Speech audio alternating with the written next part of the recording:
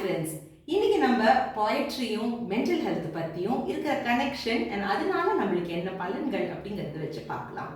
So நிறைய பேர் கவிதை எழுதுவாங்க. கவிதை எழுதும்போது அவங்களோட வாழ்க்கையில் நடந்த சம்பவங்களாக இருக்கலாம், இல்லை அவங்க நினைப்பு, அதாவது கிரியேட்டிவ் திங்கிங்கில் அவங்களுக்கு வரக்கூடிய ஒரு இமேஜினேஷனாகவும் இருக்கலாம்.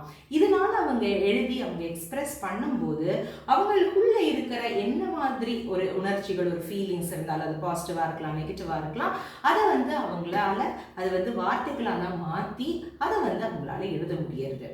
இது ஒரு மென்டல் வெல்பீயிங்க்கு ரொம்ப ரொம்ப அவசியம் ஃப்ரெண்ட்ஸ்.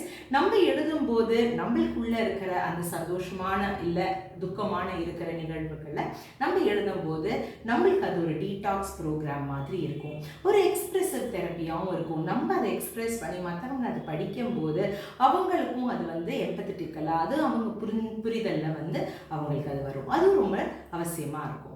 அடுத்தது நீங்கள் பார்த்தீங்கன்னா, நம்ம இந்த மாதிரி எக்ஸ்பிரஸ் பண்ணுறதுனால அதுவே நீங்கள் பார்த்தீங்கன்னா நிறைய பாடல்களாக கூட மாறி இருக்கு.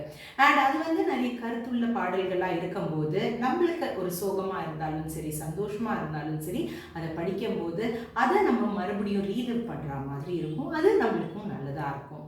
ஸோ இந்த மாதிரி கவிதையினால் கொடுக்கக்கூடிய நம்மளுக்கு மென்டல் வெல்பீயிங், நம்மளுக்கு இருக்கிற ஒரு ஹாப்பினஸ், ஒரு சந்தோஷம் அப்படிங்கிறது பார்த்தீங்கன்னா அலாதி.